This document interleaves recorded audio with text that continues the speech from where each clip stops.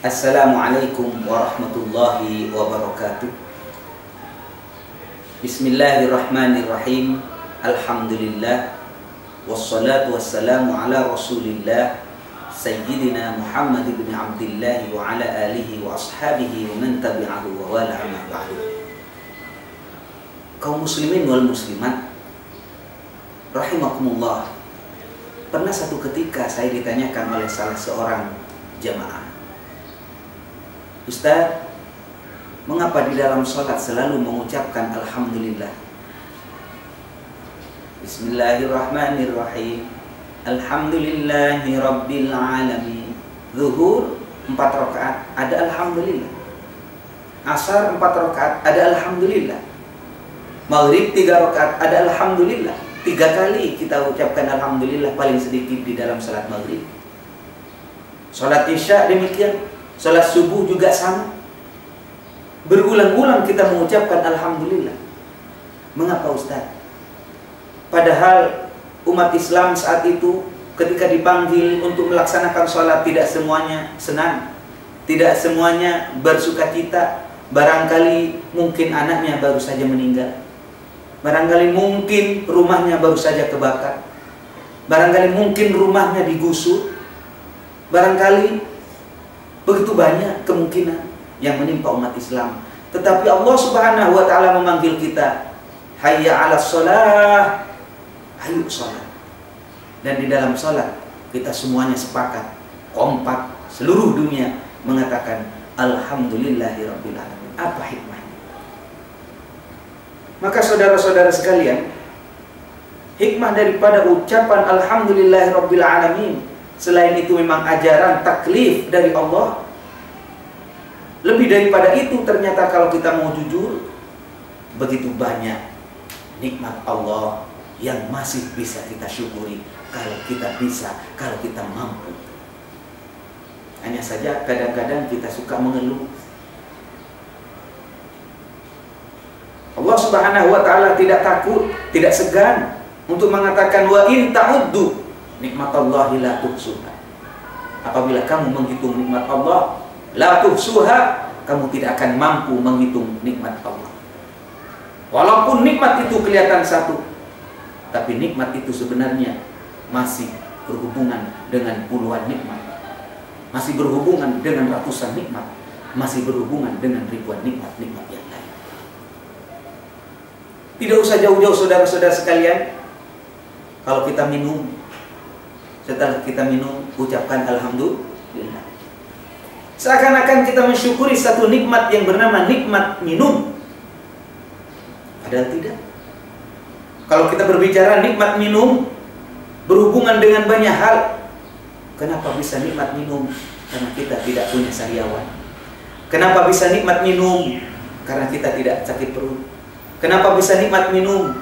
Karena kita tidak sakit gigi. Dan seterusnya kalau kita telusuri, belum lagi kalau air itu sudah masuk ke dalam tubuh kita, diatur sedemikian oleh Allah. Dan kita tidak punya apapun, tidak punya kemampuan apapun, tidak punya kebisaan apapun untuk mengatur air ini menjadi air kencing, air ini menjadi air sperma, air ini menjadi darah, air ini menjadi air mata, air ini menjadi daging, dan seterusnya. Siapa yang mengatur? Allah Subhanahu wa ta'ala. Ini hanya berbicara air. Belum lagi kalau kita makan, saudara-saudara sekalian, air saja. Belum lagi kalau kita berbicara air itu dari mana. Qul ara'aytum in asbaha ma'ukum ghauran faman ya'tikum bima'in ma'in. Qul ara'aytum in asbaha ma'ukum ghauran faman ya'tikum bima'in ma'in. Coba pikir, kalau kira-kira air itu ambles, tidak nyumber, tidak keluar, faman ya'tikum bima'in ma'in, siapa sih yang bisa membuat air? Siapa yang bisa mendatangkan air? Kalau air itu ambles, kalau air itu turun, tidak nyumber, siapa yang bisa mendatangkan air? Tidak ada. Mungkin kita bisa mengelola air laut menjadi air tawar, baru kita bisa minum. Bahan bakunya, bahan mentahnya tidak ada yang bisa membuat air. Profesor apapun, insinyur manapun, maka kita katakan Allahu Rabbuna wa Rabbul Alamin. Allah yang mendatangkan air itu semua. Demikian juga saudara-saudara sekalian dengan makanan, buah-buahan yang kita makan. Kita bisa apa?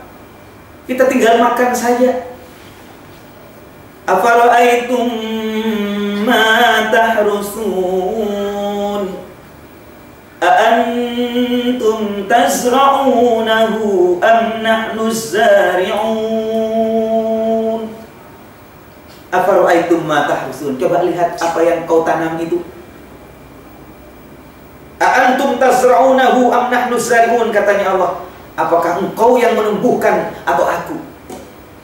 Jujur saja, kita tidak ada yang bisa menumbuhkan pohon, apalagi membuahkan pohon.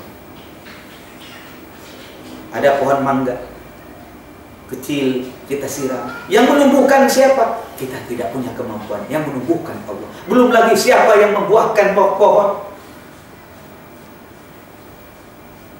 Afara'aitum ma tahrusun a'antum tazra'unahu am nahnu zari'un. Karena itu saudara-saudara sekalian, mari kita bersyukur kepada Allah. Fabi ayyi ala'i rabbikuma tukadziban. Nikmat Allah yang mana yang kau dustai?